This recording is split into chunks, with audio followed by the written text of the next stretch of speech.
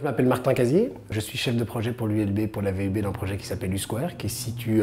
dans les anciennes casernes de la gendarmerie nationale, la XL, au croisement avenue de la Couronne et boulevard Général Jacques. Et l'objectif de ce projet, c'est de réhabiliter complètement une zone de 4 hectares de terrain dans un campus universitaire ouvert, avec la volonté à la fois d'avoir des activités et des équipements universitaires, et puis surtout énormément d'activités et d'équipements ouverts à la société civile, pour un petit peu quitter la critique assez justifiée souvent d'avoir des campus qui sont en fait enfermés sur eux-mêmes et qui sont des tours d'ivoire dans la ville. U-Square, c'est vraiment un projet qu'on a monté main dans la main avec les autorités publiques, pour deux raisons. D'abord parce que les universités aujourd'hui n'ont plus les moyens en Belgique de mener des projets comme cela,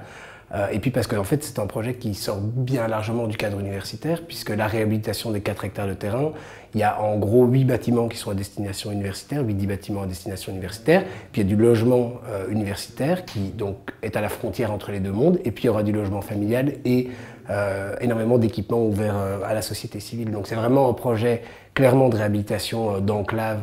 au sein de la ville, de créer des nouveaux lieux pour les citoyens, pour le monde associatif, pour venir à la rencontre du monde universitaire et pour créer de la synergie. Et puis en termes de financement, c'est un modèle qui est avant tout financé par l'argent public, puisque c'est Belliris qui a racheté les terrains au fédéral, c'est le FEDER qui finance la partie universitaire, c'est l'ASSO, Société d'aménagement urbain, qui est responsable de l'ensemble du réaménagement du site, qui est la responsabilité globale,